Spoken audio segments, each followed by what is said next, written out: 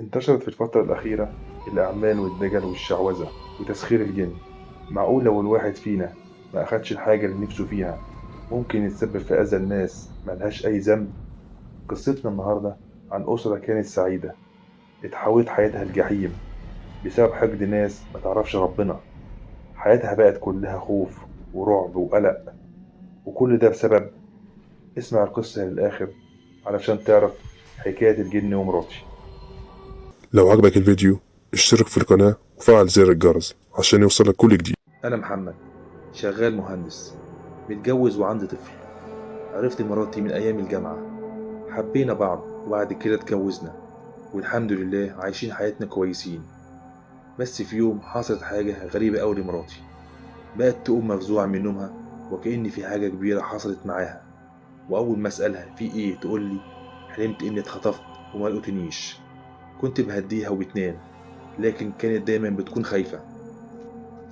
بعد أيام حصلت مصيبة كبيرة أوي. لقيت مراتي واقفة في المطبخ والزيت محطوط على النار، وهي حاطة ايديها في الزيت، والزيت كان مولع، وشاف ايديها تتحرق في الزيت وهي واقفة ومش حاسة بحاجة. قعدت انادي عليها علشان ترد عليا، بس ما كانش فيه رد. جريت عليها وسحبتها من قدام الزيت واخدتها وجريت على المستشفى. طول الطريق وهي باصة للسما وما بتغمضش ولا بترمش نهائيا. انا اتخضيت عليها قوي ومش عارف اعمل ايه معاها. اول ما دخلنا المستشفى لقيت الدكتور شافها وقال لي خد بالك مراتك مسحورة، لأن أختي كانت كده، وكان بيبان من عيونها ومن تجمد جسمها. دخلناها لأوضة الجراحة وبدأ يعمل كل اللازم، وما فقتش غير بعد ما البنج خلص. بصيت له وقعدت تعيط وتقول لي إيدي وجعاني قوي، إيه اللي حصل وإيه اللي جابني هنا؟ قلت لها أنت مش حاسة بنفسك؟ أنت حطيت إيدك في الزيت وهو مولع وحرقتيها كلها. قالت لي أنا ما حسيتش بحاجة، أنا كل اللي فاكراه إن في حاجة سودة قربت عليا وأنا واقفة، وبعد كده اختفت، وما حسيتش بنفسي غير دلوقتي. قلت لها طب يلا نروح البيت وخلي بالك بعد كده، بس الدكتور بيقول إنك مسحورة أو عليك سحر أو عمل، أنا خايف يكون كلامه صح. قالت لي مفيش حاجة حصلت من كل ده، ممكن أكون كنت بفكر في حاجة وما خدتش بالي، لأني أنا مفيش فيا حاجة، وبلاش الكلام في الحاجات دي علشان بخاف. وروحنا البيت، وطبعا احنا بيت عيلة، وكنت ساكن في شقة من شقق العمارة بتاعتنا. دخلنا الشقة لقيت الحيطة اللي قصاد الباب مكتوب فيها بالدم البداية للعذاب. مين كتب كده ودخل هنا ازاي؟ في حاجة بتحصل أنا مش فاهمها. قلت لها انت شايفة اللي مكتوب على الحيطة؟ قالت لي اه، ممكن يكون طفل من الأطفال اللي هنا كان بيلعب ولا حاجة. قلت لها طفل ايه؟ طفل ايه اللي بيكتب حاجات زي كده؟ لأ، ده مش طفل، ده حد كبير وخبير في الحاجات دي، إنه يكتب حاجة زي كده بالدم. في حاجة بتحصل غلط، وأنا مش مطمن من اللي بيحصل.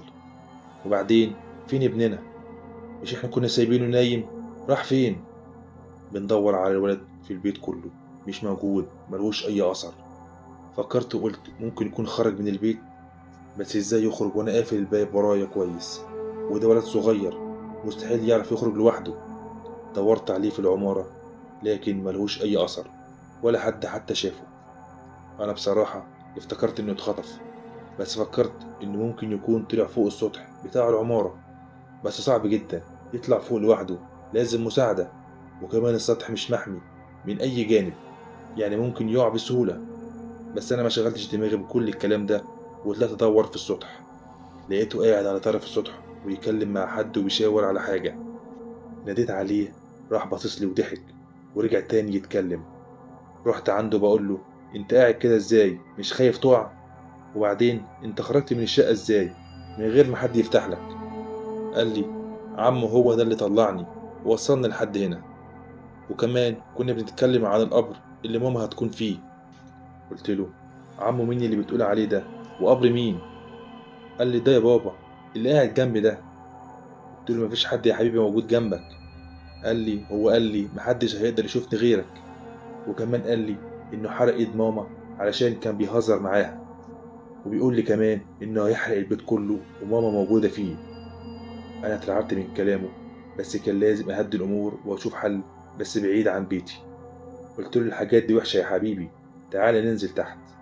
قال لي هننزل وعمه معايا؟ قلت له لا، محدش نازل غيري انا وانت، يلا يا حبيبي. واخدت الولد ونزلنا ودخلت الشقة وامه كمان. وبعد كده قفلت الباب وقعدت افكر في اللي بيحصل واللي قاله ابني. وفكرت ابني خرج ازاي من البيت، ومين عمي اللي بيقول عليه ده، وايه حكاية القبر والنار اللي هتحصل في البيت. انا ما بقتش فاهم حاجة، وشكلي في مصيبة كبيرة هتحصل وانا مش مدرك خطورتها. تاني يوم رحت الشغل طبيعي وكملت اليوم. لقيت حد من الموظفين بينادي عليا يقول لي بيتك. قلت له ماله بيتي؟ قال لي النار مسكت فيه والمطافي جت متأخرة وما لحقوش أي حاجة من العفش بتاع البيت. قلت له طب ومراتي وابني حصل معاهم إيه؟ قال لي لأ، الحمد لله خرجوا بخير. سبته وجريت على البيت علشان أطمن عليهم. لقيت البيت كله مولع، عبارة عن فحم، ومراته وابني والناس بره الشقة. قلت لها إيه اللي حصل في البيت؟ في إيه؟ هي كانت مصدومة وساكتة ما بتنطقش. ولقيت ابني اللي اتكلم وقال لي عمو يا بابا هو اللي ولع في البيت علشان يقتل ماما. وسمعته دلوقتي وهو بيقول لماما وهو واقف جنبها فقدانك قرب. انا ما بقتش قادر استوعب ايه اللي بيحصل، وانا شايف مراته وابني بيضيعوا مني. طلعتهم عند اخويا فوق ورحت لواحد صاحبي اساله لو يعرف شيخ او دجال او اي هباب يشوف حالتي دي. قال لي في واحد اعرفه دجال محترف في الاعمال وكشف الجن والحاجات بتاعتهم دي. قلت له وديني عنده ابوس ايديك، انا حياتي بتتدمر. قال لي ماشي، استنى الساعة تيجي واحدة وهوديك، لأن الناس دي ما بتشتغلش غير بالليل. قلت له خلاص تمام، هستنى مكالمتك. استنيت الساعة تيجي واحدة ورن عليا، ورحت له ومشينا على الدجال ده. هو مكانه كان بعيد شوية عن المحافظة اللي أنا كنت فيها، بس مش مهم، المهم يحل اللي بيحصل ده. دخلنا مكان زي صخرة، وجنب المكان ده شجر بس خفيف. وهو كان قاعد في خيمة كبيرة وقصاده ناس، وكمان كان جوه في ناس، وباين بيطلع جن من على بنتهم، لأنها كانت عمالة تصرخ، وصوتها كان كل شوية يتغير لصوت راجل وتتفض من على الأرض. وكانت بتعمل حاجات غريبة وعيونها كانت بتتحول.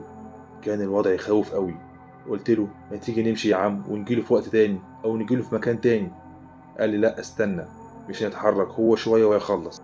الخيمة كانت كبيرة والنور فيها خفيف مش شديد، وكان حوالين الخيمة قطط سودة كبيرة ما بتتحركش أبدا من جنب الخيمة مهما عملت فيها، كأنها متسخرة كده. غير إن الخيمة كان في أركان منها عليها بصمات دم، بقع كتيرة من الدم. غير كمان إن ريحتها كانت وحشة جدا، وكان المكان من أول لآخر مريب. بعد شوية الدجال خلص ودخلنا ليه. أول ما شافني قال لي على طول جاي علشان مراتك المسحورة وعاوز تعرف في إيه بيحصل معاها ومعاك وإنت مش فاهم حاجة، وجاي تعرف مين اللي بيكلم ابنك وبيعرفه الأخبار دي. قلت له انت ازاي عرفت ده كله من قبل ما اقول؟ قال لي الكن اللي بيعمل كل ده انا اللي بعته ليك ولمراتك، وبتوصل لي الاخبار بتاعتك كلها اول باول، انت ومراتك. وعلى فكرة انا اللي طلبت منه يحرق لها ايديها علشان كنت عاوز اعرف هي هتبقى مدركة للي وصلت له ولا لا، بس طلعت غبية ومش مدركة بأي حاجة بتحصل حواليها. قلت له انت السبب، انت شيطان مش بني ادم. وكنت رايح عليه علشان اخنقه واريح الناس منه. قال لي انا بنفذ اللي بيطلب مني وماليش دعوه باي حد يتاذي. قلت له مين اللي قالك تعمل كده؟ مين اللي بيطلب منك انك تاذيني وتاذي مراتي؟ قال لي لا طبعا، دي اسرار مستحيل اقول لك عليها، بس اسال مراتك وهي هتقول لك. قلت له مراتي؟ مالها مراتي؟ مراتي ملهاش دعوه باللي بيحصل. لقيته وصلي وقعد يضحك جامد قوي وقال لي دي السبب في كل اللي بيحصل. ولقيته قال مره واحده وقتكم خلص وهتجيني بنفسك تتاسف على الكلام اللي انت قلته. ومشي وسابنا، وانا مش عارف قصده ايه ان مراتي تعرف. واحنا خارجين شفنا القطط واقفة فوق بعض وكأنه انسان واقف بس طوله 2 متر. كان شكلهم مرعب قوي وهم واقفين بالمنظر ده. سيبناه وطلعنا جري من المكان وركبنا ومشينا على البيت. انا روحت البيت واخدت مراتي من عند اخويا ونزلتها عندنا في الشقة، وقلت لها ممكن تحكي لي انت ايه اللي عملتيه قبل ما نتجوز يوصلنا اللي احنا فيه ده؟ قالت لي انا ما عملتش حاجة، ما انت عارف اننا كنا في كلية واحدة ونعرف كل حاجة عن بعض، ومفيش غيرك انت واسلام اللي كان بينكم وبين بعض خناق بسبب انه كان بيحبني وانت كنت بتحبني. كنا متفقين لما نخلص هنتجوز، وهو كان عارف الموضوع ده، وكان على طول في خناق معاك، بس أنا كنت بعيد عن الحوارات دي وما كانش ليا دعوة بيها. بس أنا افتكرت حاجة نسيت أقولها لك ساعتها. فاكر لما اتخطبنا وكل أصحابنا جيهم إلا هو ما جاش؟ قلت لها فاكر. إيه اللي حصل بقى اليوم ده؟ قالت لي لما أنت نزلت عشان توصل صاحبك للموقف هو جالي وقال لي هتندمي ندم عمرك على اللي عملتيه فيا وكسرتيني كده، وانت عارفة اني بحبك. اوعدك انك هتندمي في كل ساعة هتعيشي فيها حياتك، وهحول حياتك لجحيم. وبعد كده سابني ومشي، وانا فكرت ساعتها انه قال كده علشان متعصب ومكسور من اللي حصل وخلاص، ونسيت اني اقول لك بسبب دوشة الخطوبة. قلت لها يبقى هو اللي عمل فينا كل ده. انت تعرفي مكان بيته صح؟ قالت لي بس انت عارف انه سافر بره مصر للشغل وساب البيت اللي كان قاعد فيه. قلت لها مش مهم، انا هروح عنده البيت واحاول اوصله. وركبت عربيتي ورحت البيت عنده. ما لقيتش حد نهائيا، والبيت شكله متساب من زمن. سألت الجيران عليه قالوا لي ده سافر من زمان علشان الشغل وما رجعش من ساعتها. انا صراحة كنت خايف ومطمن في نفس الوقت، وممكن ما يكونش هو اللي عمل كده، بس لو مش هو تبقى مصيبة اكبر، لاننا كده هندور عن اللي عملها وممكن ما نلاقيهوش. رجعت للبيت تاني علشان اظبطه من اللي حصل فيه ونقعد فيه بدل قعدتنا مع اخويا. فتحت الشقة لقيت الحيطان كلها دم، مكتوب على الجدران كلها انتقام انتقام. سبت الشقة وكانت مراتي وابني فيها، ونزلت وركبت عربيتي ورحت على الدجال. لقيته في الخيمة لوحده. دخلت عليه وقلت له انت لازم تشوف لي حل دلوقتي وتبعد الجن اللي انت حضرته ده عننا. قال لي ده جن قوي جدا وصعب جدا يبعد عنكم او يسيبكم غير لما يعمل مطلوب منه. قلت له انت لو ما بعدتوش عننا انا هبلغ عنك وعن مكانك والحكومة هتوصل لك وهتحبسك. لقيته غضب جدا وبص لي بصة وحشة وقال لي اعمل اللي تعمله، ولو كنت عاوز تعرف مين السبب في كل ده هو صاحبك اللي اخدت حبيبته منه واتجوزتها، واللي اخدت منه وظيفته اللي كان بيحلم بيها واشتغلتها انت. ده انت حتى اخدت الشقة اللي كان حاجزها وقضيت فيها شهر العسل، وهو كان لازم ينتقم وجاني وعملت العمل على مراتك. وكان العمل إنها تتعذب شوية وبعد كده تختفي من العالم نهائيا ومحدش يقدر يعرف مكانها. وأنا عملت اللي قاله وحضرت الجن وطلبت منه كل الطلبات دي، ودلوقتي هو نفذها. وبعد كده لقيته اختفى مرة واحدة من قصادي. لفيت المكان كله أدور عليه ما لقيتهوش. ركبت عربيتي وطلعت على بيتي على طول. أول ما وصلت العمارة سمعت صوت صويت جامد قوي منتشر في العمارة كلها.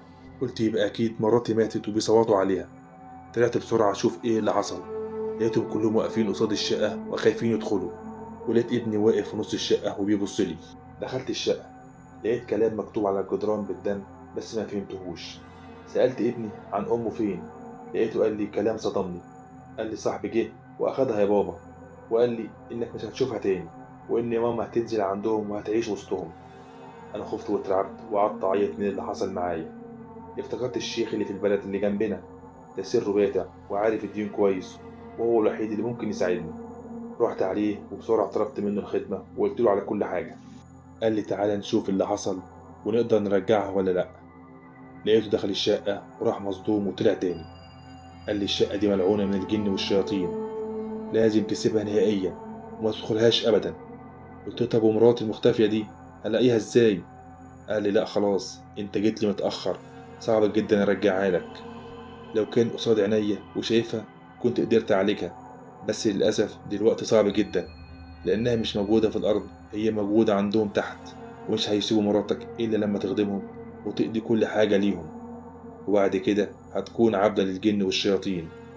أنا سمعت كلامه واتجنيت على اللي قاله. قال لي يا ابني أنت جيت متأخر، كان أول ما حسيت بحاجة غريبة بتحصل في البيت كنت جيت لي وقلت لي، بس بعد ما حصل اللي حصل جاي تكلمني.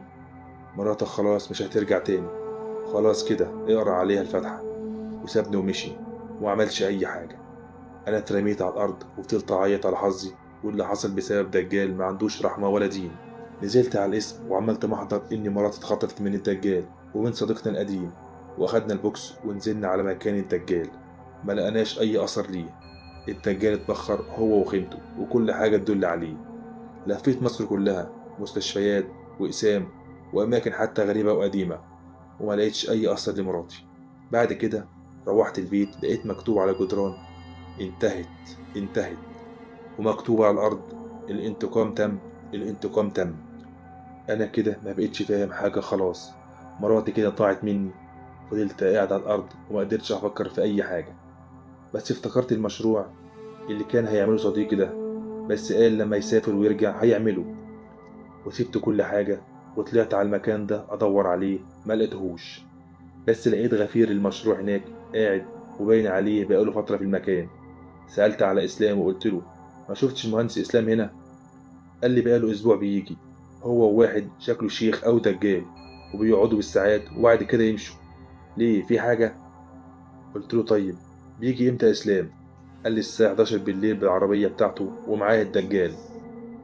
رحت مديله فلوس وقلت له اوعى تقول لأي حد إني جيت أو سألت على إسلام أو تعرف إسلام حاجة. قال لي عيب يا باشا، محدش هيعرف حاجة. قلت له تمام، وده رقمي علشان أول ما يجي ترن عليا. وسيبته ومشيت.